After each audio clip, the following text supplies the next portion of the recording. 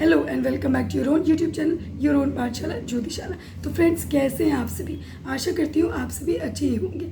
Friends, इस video में मैं लेके आई हूँ आईसीएसई के स्टैंडर्ड 10 की हिंदी की पुस्तिका की एक कहानी है, भीड़ में खोया आदमी। उसका मैं आपको इसमें सारांश या फिर कहते हैं कि समरी आपको मैं इसमें देने वाली हूँ। फ्रेंड्स, यदि आपने अब तक मेरा चैनल सब्सक्राइब नहीं किया है तो इसे आज ही सब्सक्राइब कर लें, और प्लीज़ यदि आपको वीडियो पसंद आए तो इसे लाइक एंड शेयर अवश्य करें। यस फ्रेंड, तो चलिए शुरू करते हैं। लेखक द शीर्षक है, लेसन का शीर्षक है भीड़ में खोया आदमी। लेखक के एक सज्जन, परिश्रमी, ईमानदार तथा उदार हृदय मित्र श्यामलाकांत व्यक्तिगत जीवन में लापरवाह है। मतलब ये निजी ज़िंदगी में एक लापरवाह व्यक्ति हैं। उनके 6 से अधिक बच्चे हैं। पिछली गर्मियों में लेखक इन्हीं मित्र की बड़ी पुत्री के विवाह में भाग लेने के लिए हरिद्वार गए। तो लेखक जो है वो अपने मित्र श्यामलाकांत के यहाँ हरिद्वार जाते हैं। पिछले साल गर्मियों की ये कहानी बता रहे हैं कि वे उनकी बड़ी लड़की, मित्र की बड़ी लड़की की विवाह के लिए वो हरिद्वार जाते हैं। 15 दिन पूर्व प्रयास करने पर भी आरक्षण नहीं मिला, तो उन्हें 15 दिन पहले ट्रेन की टिकट के लिए उन्होंने आरक्षण कराने की कोशिश की थी 15 दिन पहले, फिर भी उन्हें नहीं मिली। किसी प्रकार खिड़की से रेल के डिब्बे में प्रवेश कर सके। लक्ष्य पर गाड़ी बदलने के लिए उतरने पर गाड़ी के अंदर से अधिक लोगों को छत पर बैठे देखकर लेखक ने सोचा कि लोग इस प्रकार अपने जीवन को खतरे में क्यों डालते हैं। तो जब वो ट्रेन से ट्रैवल कर रहे थे, जो लेखक है वो, तो उनको बहुत मुश्किल से ट्रेन की खिड़की से अंदर प्रवेश करना पड़ा, क्योंकि गेट में काफ़ी भीड़ थी। और जब उन्होंने ट्रेन बोर्ड ही किया तब उन्हें ये देखने को मिला कि लोग उसकी बस ट्रेन की छतों पर भी बैठे हैं। और वह ये सोचने लगे कि इनकी क्या मजबूरी है कि वे अपने जीवन को इतना मतलब अपने लाइफ को इतना रिस्क पर भी रख सकते हैं, अपने जीवन को इतने खतरे में डाल सकते हैं। इनकी ऐसी क्या मजबूरी है। तो यहाँ पर भी जैसे यहाँ का इसका शीर्षक है भीड़ में खोया आदमी, तो इससे भी हमें समझ में आता है कि यहाँ भीड़ की बात हो रही है, क्राउड की बात हो रही है कि भीड़ की वजह से उन्हें आरक्षण नहीं मिला, भीड़ की वजह से उन्हें ट्रेन के डिब्बे में प्रवेश नहीं मिला और उन्हें खिड़की से प्रवेश करना पड़ा। और भीड़ की वजह से लोगों को ट्रेन की छतों पर भी बैठना उनकी मजबूरी थी, क्योंकि उनको उनके निश्चित गंतव्य स्थान पर पहुंचना अनिवार्य था। नेक्स्ट पैराग्राफ में, स्टेशन पर मित्र का बड़ा पुत्र उन्हें लेने आया। मित्र के छोटे से घर में भीड़ को देखकर लेखक परेशान हो गया। तो ये इस स्टेशन पर उसे लेने उसके दोस्त के बड़े लड़के आए और उसने देखा कि उसका घर जो है, दोस्त का घर, जो उसके मित्र थे, उसका घर काफ़ी भीड़ भरा है। मित्र का बड़ा स्नातक पुत्र 2 वर्ष से बेकार है। मतलब मित्र का जो बड़ा लड़का था, जबकि उसने स्नातक तक की पढ़ाई की हुई थी, स्नातक यानी कि 10 तक की पढ़ाई की हुई थी, फिर भी वह घर पर बेकार ही बैठा था। पत्नी काफ़ी समय से बीमार थी, न उसे ये दैट इज़ शिक्षित होते हुए भी ये बेकार इसलिए बैठा था। अगेन यहाँ पर भी जनसंख्या या भीड़ की वजह से, क्योंकि जहाँ पर भी वो नौकरी की तलाश में जाता वहाँ पर काफ़ी भीड़ थी, तो वो इस कारण उसे नौकरी नहीं मिल पाई, इसीलिए वो घर पर ही था।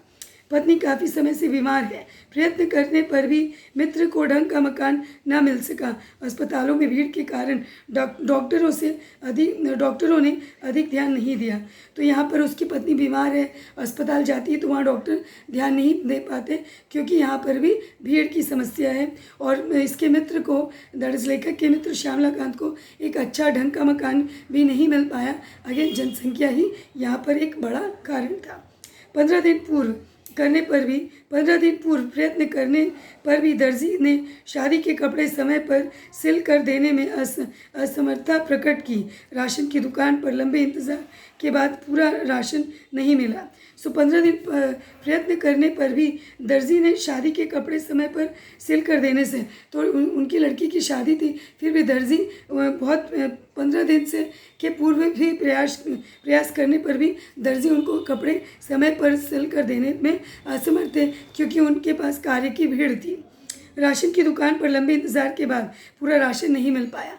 राशन, जब उसका छोटा लड़का राशन की दुकान पर गया तब भी उसे कतार में खड़ा होना पड़ा। कतार में खड़ा होने पर भी उसे पूरा राशन नहीं मिल पाया, क्योंकि वहाँ पर भी एक ही समस्या थी, भीड़। दैट इज उपयुक्त बातों से लेखक इस निष्कर्ष पर पहुंचा कि देश की आबाद तथा अनियमित ढंग से बढ़ती जनसंख्या की भीड़ ही इस अवस्था का एकमात्र कारण है। तो इन सब एग्जाम्पल से, इन सब उदाहरण से लेखक ने ये निष्कर्ष निकाला कि जनसंख्या की बढ़ोतरी ही इन सब समस्याओं का कारण है, और जो व्यक्ति है वो भीड़ में अपने आप को खो देता है। भीड़ की इस अव्यवस्था का एकमात्र कारण है। लेखक के विचार में सीमित परिवार, दैट इज स्वच्छ वातावरण तथा संतुलित भोजन मिलने पर ही बीमारी से बचा जा सकता है। तो लेखक का यह विचार है कि सीमित परिवार, लिमिटेड मतलब छोटी फैमिली, स्वच्छ वातावरण तथा संतुलित भोजन मिलने पर ही बीमारी से बचा जा सकता है। तीव्र गति से बढ़ती जनसंख्या अनुशासनहीनता को जन्म देती है। तो ये जो भीड़ जब तेज़ गति से भीड़ बढ़ती जाती है, जनसंख्या बढ़ती जाती है, उस पर जब कंट्रोल नहीं रहता, नियंत्रण नहीं रहता, तभी सारी समस्याओं का उजागर होता है, तभी सारी समस्याएं मतलब अपने रूट्स ले लेती हैं, अपने जड़ फैला लेती हैं। जनसंख्या की वृद्धि के कारण ही आदमी भीड़ में खो गया है। जनसंख्या की वृद्धि, या वृद्धि का मतलब है बढ़ोतरी, के कारण ही आदमी भीड़ में खो गया है ना। तो ये यहाँ पर ये कहना है कि तीव्र गति से बढ़ती जनसंख्या, लेखक के विचार में सीमित परिवार, स्वच्छ वातावरण, सीमित परिवार यानी लिमिटेड फैमिली, स्वच्छ वातावरण यानी कि गुड एनवायरनमेंट, हेल्दी एनवायरनमेंट, और संतुलित भोजन और बैलेंस डाइट, ये तीनों हर बीमारी से आपको या इंसानों को बचा सकते हैं। तो ये हमें आवश्यकता है कि इन 3 बातों का ध्यान रखें, दैट इज सीमित परिवार, स्वच्छ वातावरण और संतुलित भोजन। लेखक के विचार में अगर देश की इस आबाद गति से बढ़ती जनसंख्या को न रोका गया तो एक दिन हम स्वयं भी समस्याओं की भीड़ में खो जाएंगे। तो लेखक के विचार में अगर देश की इस आबाद यानी अनकंट्रोल्ड वे में ये जो जनसंख्या बढ़ रही है, इसको रोका ना गया तो एक दिन हम भी इन समस्याओं से जूझेंगे और इन समस्याओं की भीड़ में खो जाएंगे। तो ये कहानी का सारांश है, भीड़ में खोया आदमी।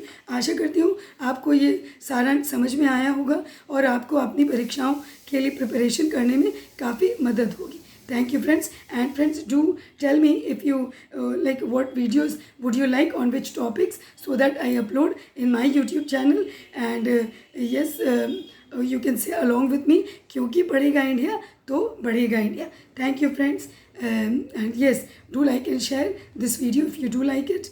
Thank you and bye. See you in the next video.